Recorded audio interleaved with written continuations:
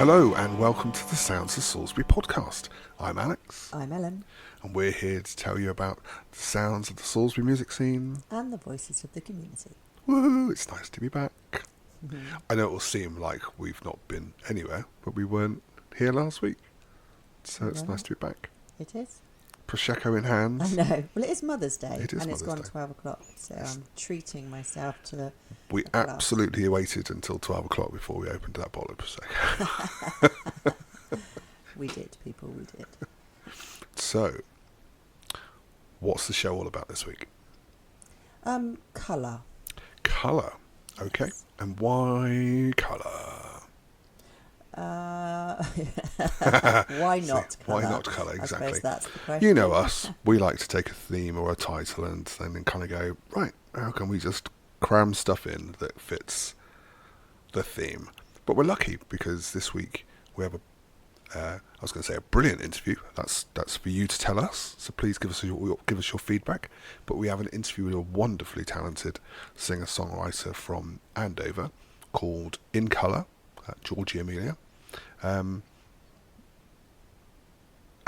so there straight away is the colour element, and we have other colour themes along the way as well. There are other colour themes injected. Yeah. You'll have to spot them. There'll be a quiz. There might be a quiz. Who knows? But speaking of quizzes, Yes. I'm not going to do a quiz. Okay, that's good news because that really threw me. Yeah. But I am going to throw in very early the top 10. The top 10. The top 10. I'm assuming your top 10 is all related to colour.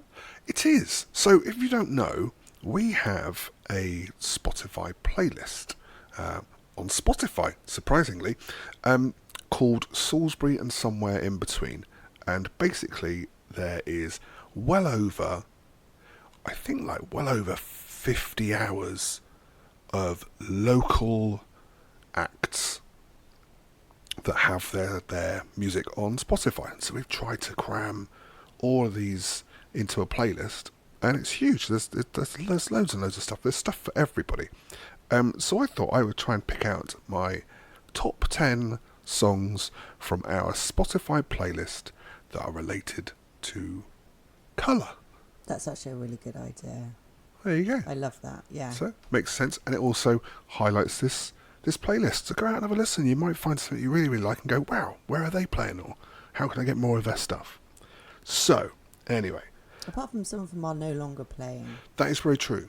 Sadly. Some of them are no longer around, which is a bit sad, but their music is still there for you to listen to, so please go and listen. At number 10, a band that are definitely still around. They are called Trapped on Amber, and the song is Nothing. Okay. Amber They being don't the play colour. very often in Salisbury, do they? They play occasionally. They do play occasionally. So Daryl Ford and Tim Curzon are both in the band. They tend to play a lot of the Winnie Gate. Yeah. So very much worth going to have a watch. At number 9, we actually had him on the show last time out. Adam, wonderful fella. We had breakfast with him the other day at Glastonbury Calling. Top man with him and But Rich. that was a random experience. It certainly was. But so this is a song by his offshoot project Fingalbone, and it's called Thunder of Blue Skies. At number 9 is White Night by Jambo Rain. Now Jambo Rain, you'll be able to catch them at the Salisbury Live event at the Rugby Club on May the 5th. Oh, awesome. So we will definitely be there, so please go and check them out. So what's their music like? They're rocky. They're rock. Yeah. Really good. Excellent. At number 7, some more guys that we caught up with at Glastonbury Calling a couple of weeks ago. The brilliant Bottle of Dog and their song Lady Red. So if you like old school rock with a tinge of kind of indie and like Kaiser Chiefs and things like that, definitely check out Bottle of Dog. Yeah, You'll they're love really them. fun guys to watch. They are, yeah, and they're great, and they're great to chat to as well. They're wonderful blokes. At number 7, so the first band that aren't around anymore, a band called The Nothings. They were kind of around between 89 and 98, so quite some time ago. But this is a song called Colour Trip. That's a good name. Okay. At number 5, another act that are not around anymore. They were around in the early 90s. The band are called The Badgeman, and the song is called Grey Area. There's always a grey area everywhere. So, even when I'm talking, there's a grey area. At number 4, now, this lady is a wonderful singer-songwriter from Andover. Her name is Madison A. You might even hear her on Andover radio sometimes, but she does lots and lots of stuff. She's very, very good. And it's a song called Vodka Orange. And we could all do with a Vodka Orange right now, let's face it. Prosecco for now. So at number 3, a band that I actually interviewed for the first season of Sounds of Salisbury podcast, but then when I got the interview back, technical issues meant that basically it just fell apart. It just didn't work very well. So I really do need to pay them back and get them on the show again. And that's a band called Middle Name Kill, which is one of my favourites band names. Steve Goddard, absolutely brilliant vocalist and guitarist. And this is a song called Green Harbour. And then at number 2, another band that are not around anymore, but the remnants of that band have been around in the Salisbury music scene for quite some time. You might know somebody called Thor Porter, or a guy who we had on the show a few weeks ago, Cameron Walker, yeah. So they're both in Lovers Enough as well. They were previously in Luisi together. So this is a band called These Days, and the song is called Heart of Gold. Really, really good track. I only come across These Days very recently. So Cameron, he was keeping these things a little bit quiet, but really, really good. Yeah, really enjoyed finding that first Yeah. album. And number 1, phenomenal band, Gazebo. Anyone who knows Rob Blake will no doubt be aware of this band. And the song, I'm pretty sure we used it as a playlist pick on season 2, somewhere along the lines. But it's a song called Blue Whale. And that is my top 10 songs. This is such a long thing. Really, it's a really long title for a top 10. So I do apologise, people, but here we go. That is my top 10 list of songs related to colour on our Spotify playlist, Salisbury and Somewhere in Between. And breathe. Yeah, check it out, people, and have a listen to all those songs. So what now?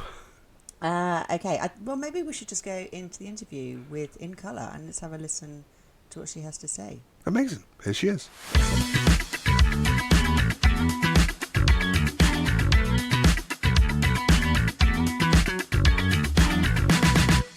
So, Georgie, we spoke, about 3 years ago on the podcast, sort of in the middle of all the lockdown mayhem that was going on, and you were smashing things out as Lusana with a lot of original music. So what's been going on with yourself since then with regards to original music? So I changed my name. That's my first thing. I changed my name to InColour. It is now all one word. So that'd be the first thing. And then since then, I think I released one other song called Veronica.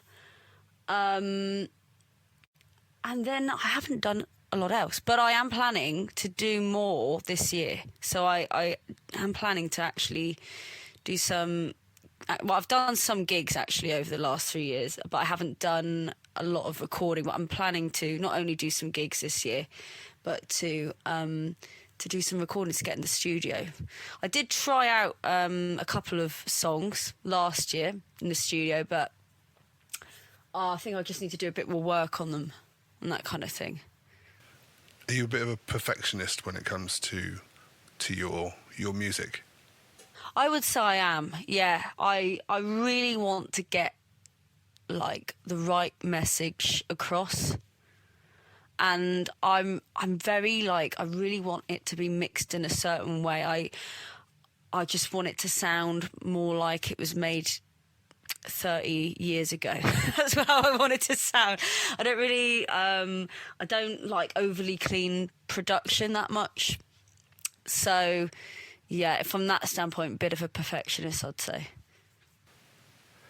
So that's your original stuff. So there's stuff coming, there's stuff in the pipeline, but then you also do, and as you said, your when you're performing or putting out original music, you go under the name of InColour.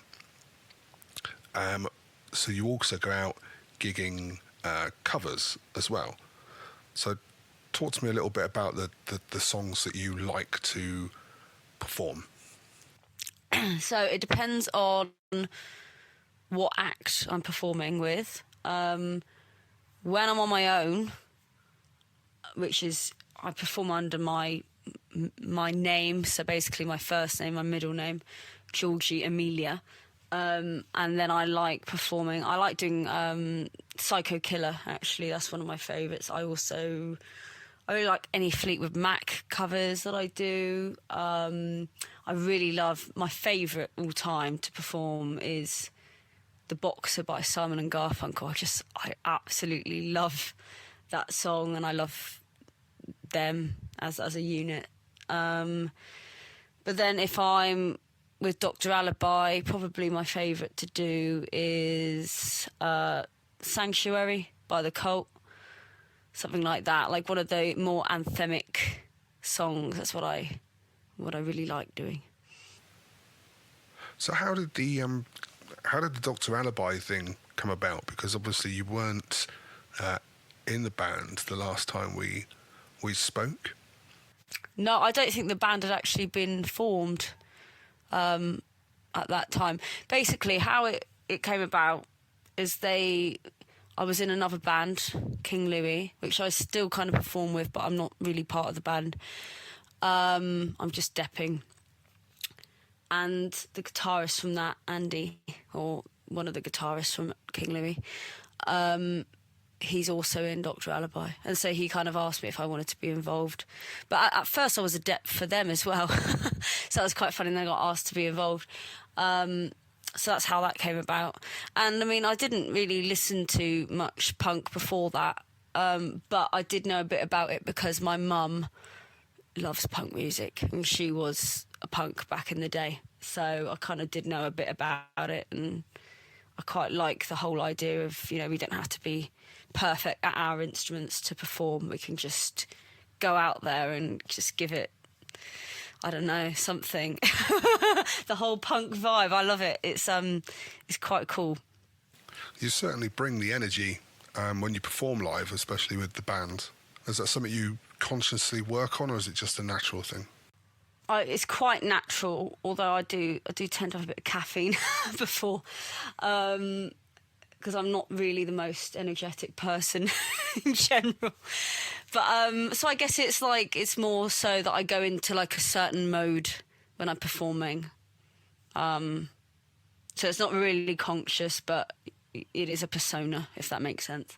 So when we spoke previously, you alluded to quite a lot of influences. So Emily Autumn, Bat for Lashes, Florence and the Machine, and your sort of 80s to 90s rock. Your original music, do you see you going down that route more, or in the last 3 years have you sort of grown as an artist and it's moving you in a different direction? So I do see myself going down that route more. I kind of got to a point with my own songs where a lot of things happened, but one of them was that I didn't like the way I was writing lyrics, and I didn't know how to change. So it was like I'd rather just put out nothing, because I mean, rather than put out something that I didn't like at all, just put out nothing until I kind of sort out this thing in my head that's like, I don't like these lyrics, I want to write something else. And And also, I think as well, you know, like over the last 6 months or so, I love rock music, but I don't only want to do that. Whereas before, I think I put a lot of pressure on myself to sing as powerfully as possible. Because I think, well, one, I like rock music, but two, people told me that girls couldn't sing rock and I wanted to prove them wrong. And now I just think, do I really have to just prove people wrong? Like, can't I just do what I want to do? And so although I like the rock music, I don't want to just do that. And so I've been working on some more kind of gentler kind of music, kind of going back to where I began, and incorporating, you know, kind of folky elements and stuff like that. So I do intend to go more down that route. It's just kind of getting the time and stuff. I put so much energy into growing the covers and stuff, because what my ideal goal would be is to only make money from music. Like, that would be my only job. But in order to do that, you have to do a lot of covers, you know, you have to do a lot of functions. And so I've been really putting a lot of energy into that, growing that, and I don't always have the time to invest in the original stuff. But I do have, like, plans for this year, and I do have someone else I'm working with for the originals now, who's Elsie, the bassist for my band, and we are planning to definitely do a lot more. So hopefully, like, watch this space. I think big things will come this year.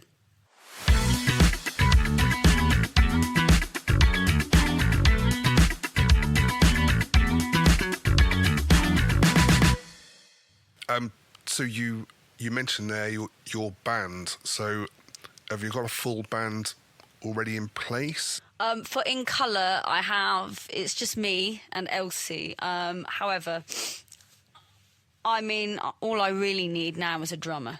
Like that would complete the line, I think, because keep it simple, 3 people, and I can play guitar. You know, you can do an awful lot with that.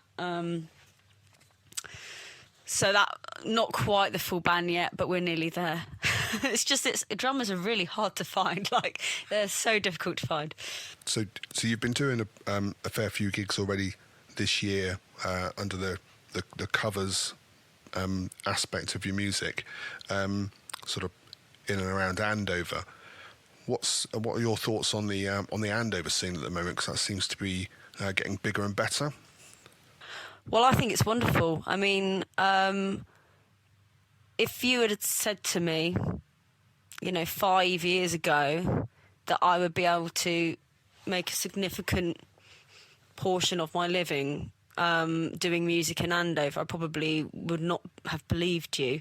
But it actually is working out very well here. And, you know, I think, well, it's just fantastic that things are growing so much, you know, here, because we do actually have a lot of talent here.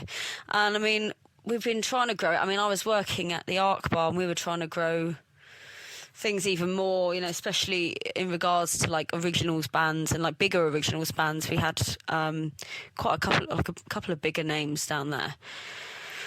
And I just hope that it carries on in that vein. I mean, the Arc Bar, it sadly closed down, but it's reopening now in Thruxton at the White Horse. So I think that, you know, that should go really well.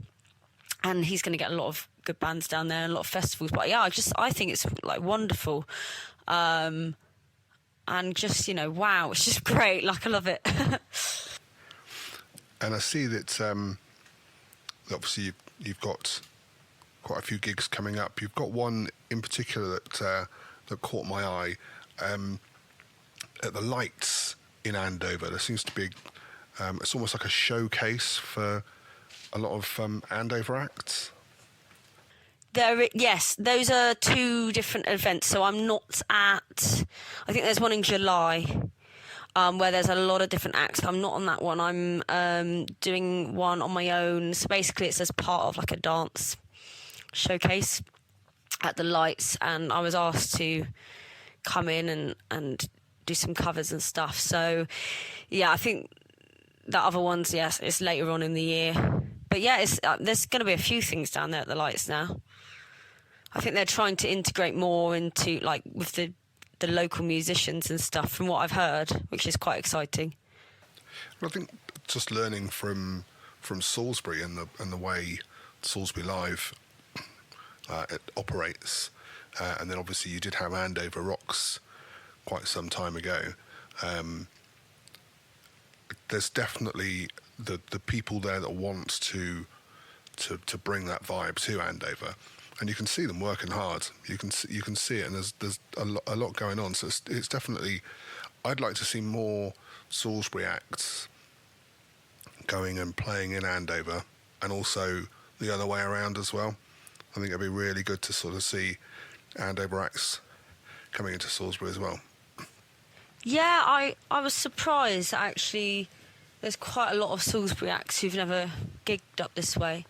And yeah, it'd be great. I mean, when I worked at the Art Bar, I tried to get a few down, and a few did come down, so that was good. But yeah, it'd be great if things went that way a bit more. I am actually at the Coach and Horses in Salisbury soon, and I'm playing your gig, aren't I, Alex? Also in Salisbury. Yes. So yeah, that'll be exciting. So that's Andover coming to Salisbury. But yeah, a lot of the gigs I play are just around Andover, or like a Shawl or somewhere quite nearby. But yeah, I love Salisbury, and I've played quite a lot there, especially with King Louis. It's just got a really nice atmosphere. Yeah, it's a place where people love music, so it's a perfect opportunity to get in there and do it. And as you alluded to, yeah, so we are putting on an afternoon of acoustic music in conjunction with Salisbury Live in May. So there'll be more details to follow with regards to that. But yes, InColour will be performing on the day, so we're very, very much looking forward to that. It's going to be brilliant. Yeah, I'm looking forward to that as well. Yeah, there are other acts, so that's an exclusive. That's the first act out there, out of the bag. There you go. More to follow. Oh no! Spilled the secret. Well, we just hadn't announced it to people, but it's there, so it's good. It's something for people to look forward to. So we're very excited about it, and quite rightly so. Salisbury Live do an incredible job, and the fact that they've spoken to us and said, "Would you guys like to, pick some people to come and perform and host it and deal with it all?" It is wonderful for us, because that means we're able to reach out and get people that we want to come and perform in Salisbury that don't necessarily do that. And you were one of the first people we thought of. So. Oh, fantastic. Yeah, I love that. So, new music. This is the key. So you're putting together this band. As soon as you can find a drummer, wherever they're hiding. If there are any drummers listening that are thinking, God, if only I had a band, hello, please get in contact. Get in touch. Yeah, please get in contact. Do you I know you sort of said, there's stuff that you've been in the studio and worked on and you're not quite happy with, but it sounds like you've found somebody to write with that might be bringing out this side of you that you're going to be happy with. When can we expect brand new music from InColour? I would say by the summer I should have at least one song out, if not two. So I am planning to do a collaboration with someone in Andover who's very well known, very, very talented. So I'm planning to do that, and I'm also planning to release a song on my own called London Song as well. So at least one of them will be out, I hope, looking likely. And hopefully by the year a third, we will see. So from the perspective of gigs, I know we've sort of spoken about a couple, but have you got anything coming up in the next few weeks? I have. So it's actually quite chocker. I've got loads for my covers stuff, like tons. I mean, or do you mean for InColour? Either or, to be totally honest, 'cause we want people to come out and see you regardless. Once the in-colour stuff is ready, then obviously we want people to go and watch that because that's going to be spectacular. But you are such an entertainer. The cover stuff is equally as good. So I know you've been busy with that. So have you got gigs coming up that people can come and watch you at? Yes, so I am going to be performing at HMV in Basingstoke on the 13th of April, and also my new bassist Elsie is going to be there as well, so she's also going to be performing with me. So that'll be one of our first gigs together ever. So that's going to be happening 13th of April. And then on May the 19th, I am going to be performing for the Sounds of Salisbury gig, and that'll be in colour as well. And also, if you can't make that for whatever reason, say you're working that day, I'm also going to be at Salisbury the same day later on at the Coach and Horses. So it's very handy. I can just walk down. But you should go to the Sounds of Salisbury gig if possible. Come to both. And then in terms of covers gigs, there are so many. So I'm all over most weekends now. And also I'm going to be at Luggershall and later on in the year, Figglefest as well. So lots and lots and lots and lots of things.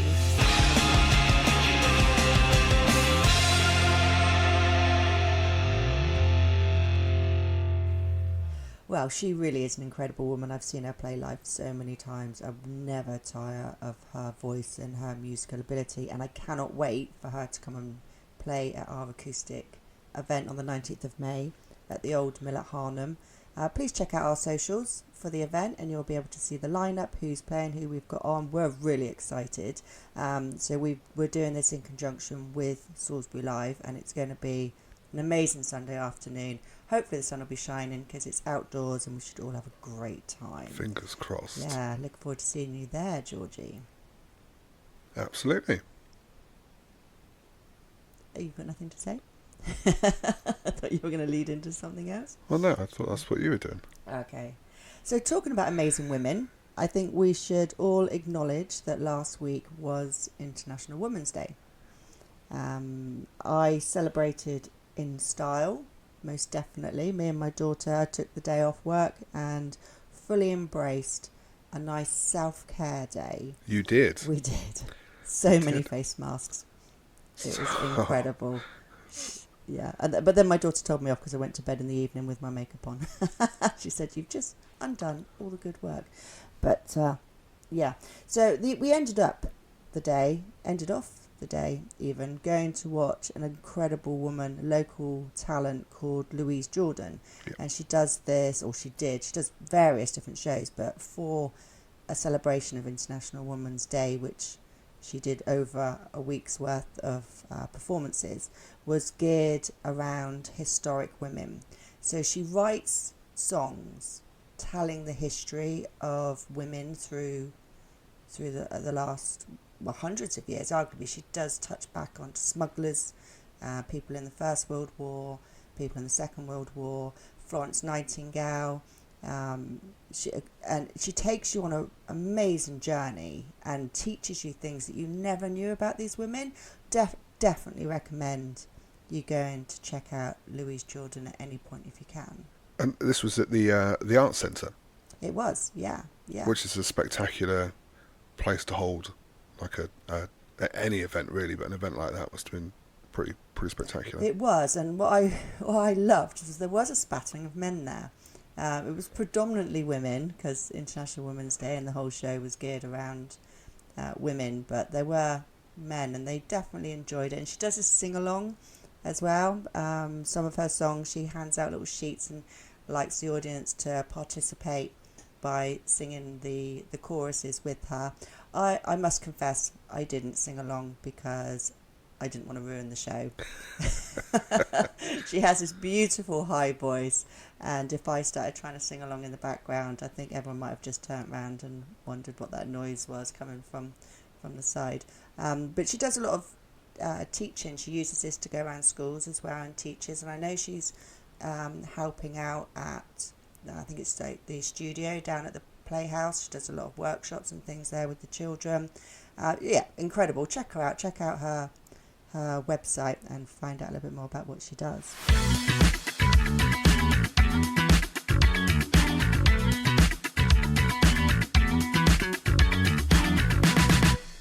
The other thing then is today is Mother's Day. It is. It is. So a celebration of mothers as well. Going all women. I know we will come back to the colour later, but you know, I'm going off on a tangent now because we've started the women, and I'm a little bit inspired. I actually have my own top 10 list. Whoa, hang on a Yeah, second. well, it's Women Empowerment Week. I'm taking. There's a line, and you clearly just like clearing it up and saying that line doesn't exist anymore. Here It's we just go. a blurred line for 1 week only. Oh, only 1 week only. Oh, okay. It's like Well, a in that case, special.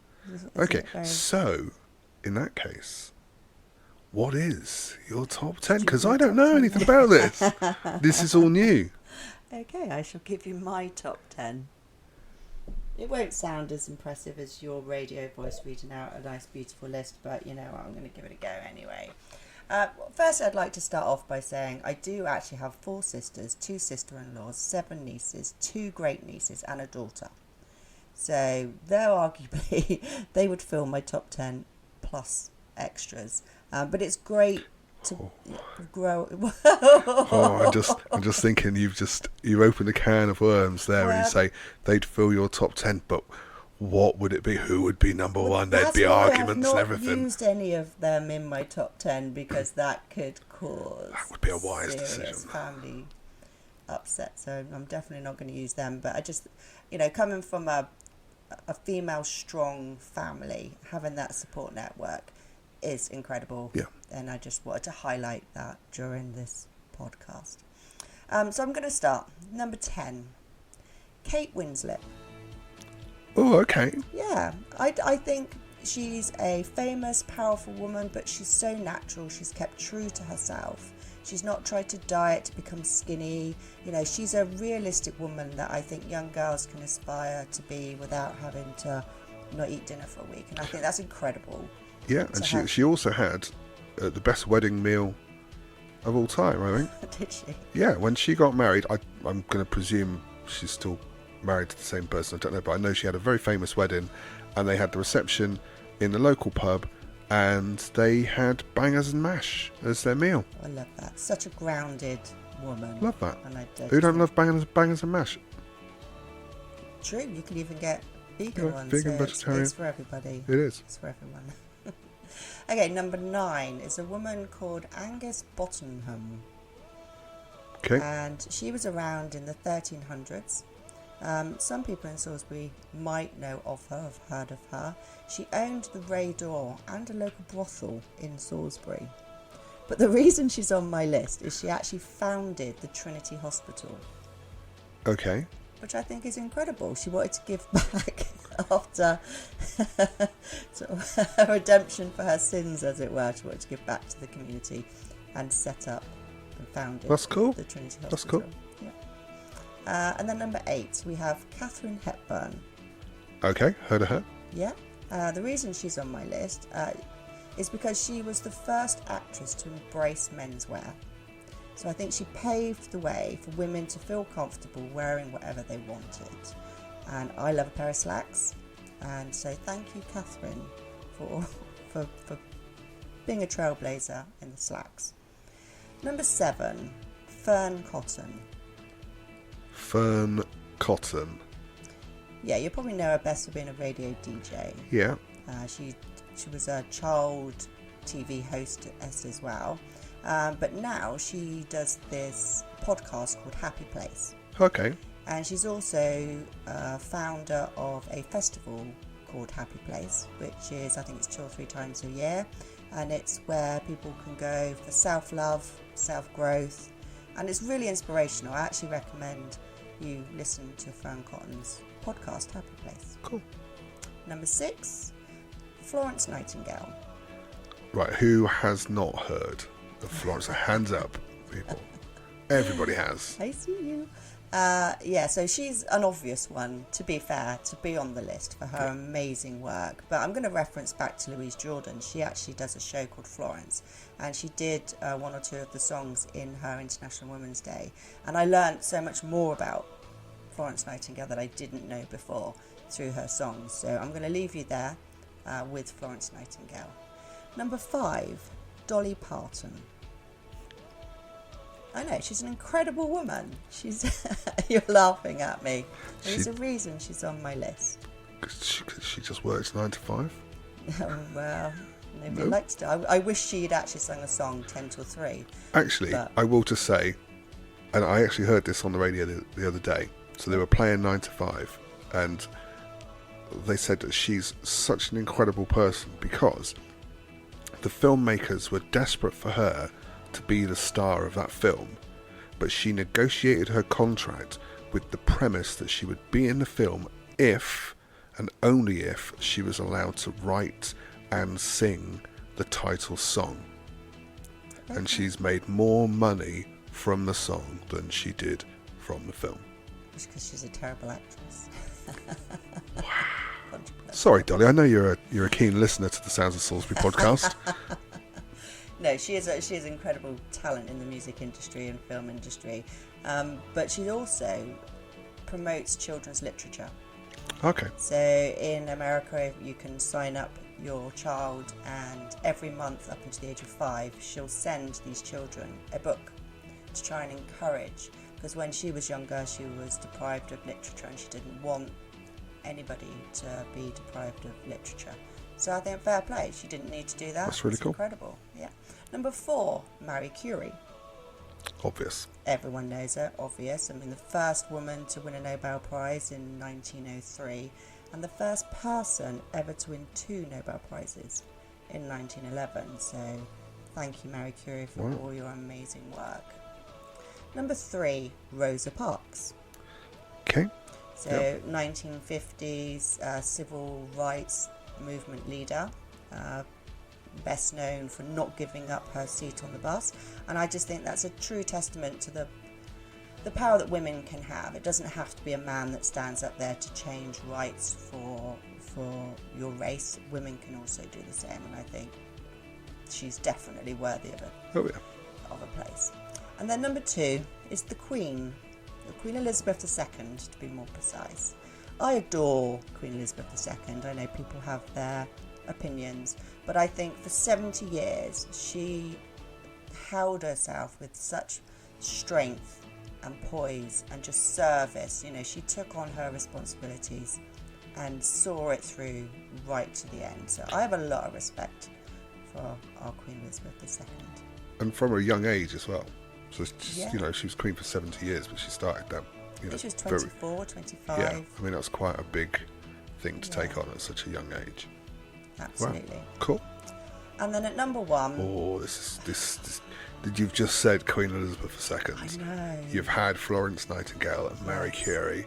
I mean, it can only be Britney Spears. No? No. Oh, sadly, okay. Sadly, might be a little bit off the mark there. I apologise. A little bit, maybe. I'm going to go straight in with it then. I could name one person, I could name 10 people, or I could name a collective of people on this, and I have to say the suffragettes. Every single one of them. I can't even single one out. I mean, you can say this person founded it, this person did more than that person, but I think every single woman that stood up in that period to fight for equal rights and suffered, I mean, the name says it, the suffragettes. So I think we wouldn't be where we are today as women.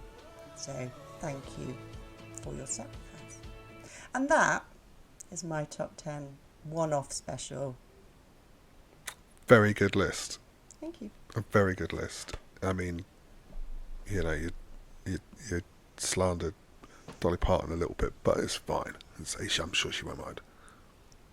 We've seen her in Hallmark movies. She has to play herself. So that says a lot. Please don't make me comment again on Dolly Parton's acting. No, brilliant. skills. Thank you very much. An International Women's Day top 10. Wonderful. I love it. Okay, so Do we have anything else on our podcast? Well, yes. So sadly, we couldn't get a new guest to interview this week just because, women are busy. And I've noticed that everybody I've interviewed so far on this podcast has been a woman. They've all been female. We will say that is going to change next week, ladies and gentlemen. But maybe we'll leave that little nugget. 2 weeks. The next two weeks, actually, yeah. My guests are male. They are. So that's going to be... Should we divulge, or should we just leave it? Oh, should we leave them hanging? No, let's just do it. Do it? Yeah. Do it. Oh, yeah. Okay, so next week I am interviewing the amazing, love him, so much time for this man, Kev Lawrence. Absolute legend. So people listening to this on the Oddstock Radio Oddstock, will know who Kev Lawrence is. Castle Down FM. Yep. And all his amazing work around that he does. I'm not going to say any more than that because obviously I'll leave it to the podcast. So you have to listen to the podcast. And then the week after that, I am interviewing the guy that organises the comedy club nights at Kudos. So this is Follow Comedy.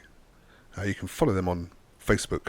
And it's Joe you're going to be interviewing. Hilariously funny guy. We went to a Follow Comedy session at Kudos a few weeks ago on a Thursday night, and it was a brilliant night, like 7 to 8 different comedians with Joe in between doing little spots and introducing. Excellent time. I am a bit nervous about this one because I think he's going to be so quick-witted. He's just going to throw me left, right, and centre. Maybe even throw me under a bus. I'm not quite sure. I can't wait to listen and watch. It's going to be great. Yeah, I'm going to need to bring my A game for that one.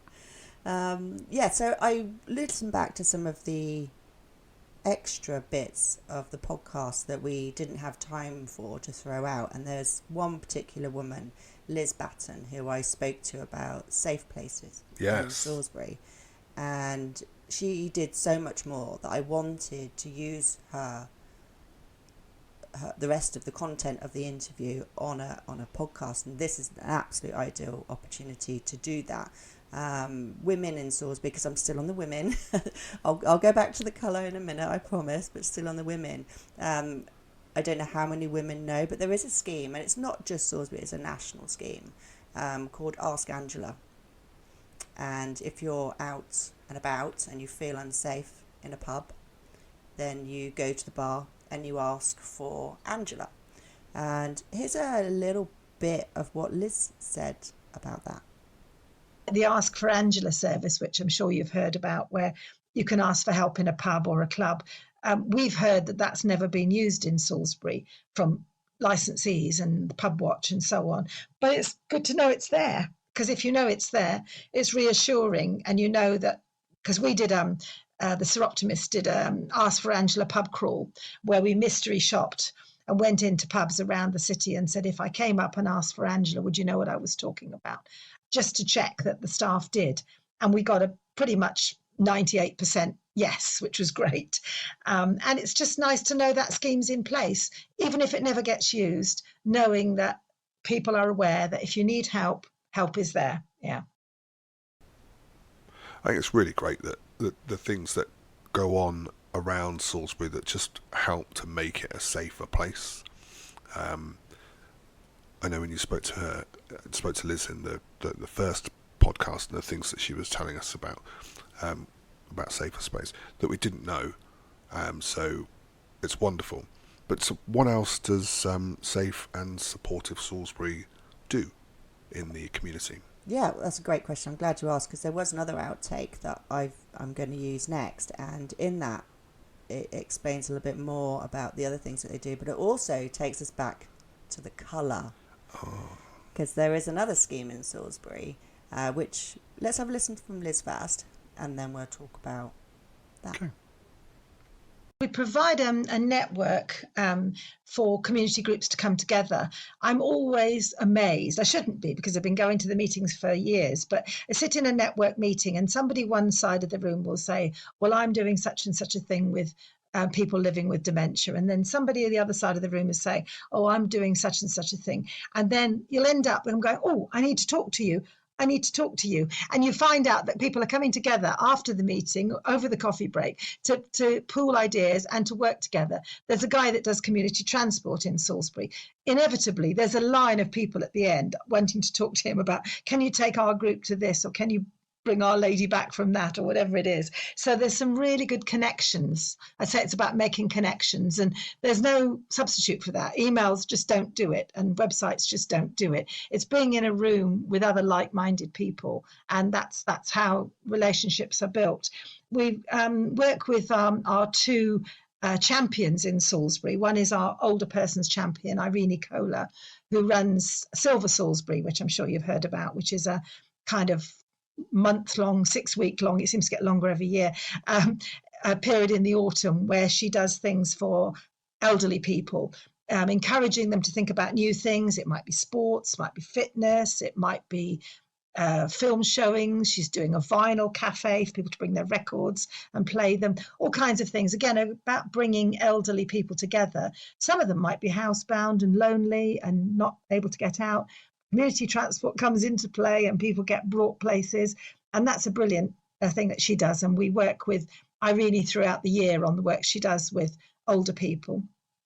Then Helen Dowse also comes to our network. She's our carers champion, and she works with unpaid carers, because we all know all about paid carers, but there are so many, many people that are unpaid carers, looking after elderly parents, children, relatives. It can be anybody really, and just helping them, supporting them, pointing them in the right direction of the kind of statutory or community help that's out there, which people might not be aware of. And I know if you're buried in a caring situation and you're really, really focusing on that, you don't have time to see the wood for the trees, to look for where there might be support and help to give you some respite, or to give your cared for person some help in some way.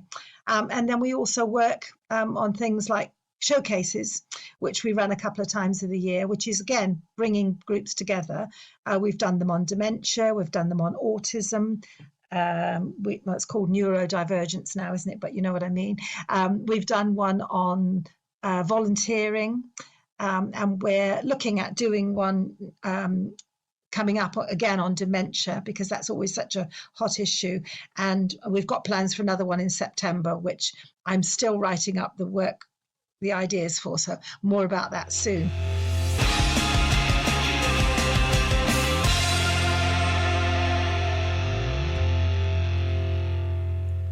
Again, I mean, I said it last time, and I'll say it again, the community aspect of Salisbury is so important to us. And to be able to highlight something like Silver Salisbury and the work that they do, it is brilliant. They put together lots of things to promote local groups and activities where older people who can get involved in things. This is through Salisbury, Amesbury, Downton, Wilton, and lots of the surrounding area. And it's a wonderful, wonderful, inclusive community. And it's certainly something that people should be aware of and support and champion and go and actively take part in. Absolutely. Yeah. They've got loads on their website. It's www.silversalisbury.co.uk, I think. .co.uk. You know, please, go and check it out.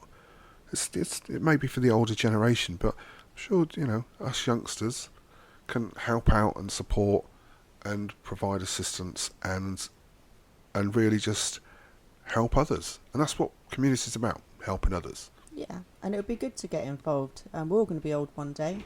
I mean, I say one day. For us, it's not in the too distant future. So to know that, we've got support out there for young people. We've got support out there for women. We've got support for mental health. Whatever area of our community you're looking at, now the older generation, there is a support network for everybody out there. We just need to find where these places are, bring them on the podcast. And there we have it, folks. Another Sounds of Salisbury podcast wrapped for another day. But we're going to leave you with the brilliant InColour and her song Veronica.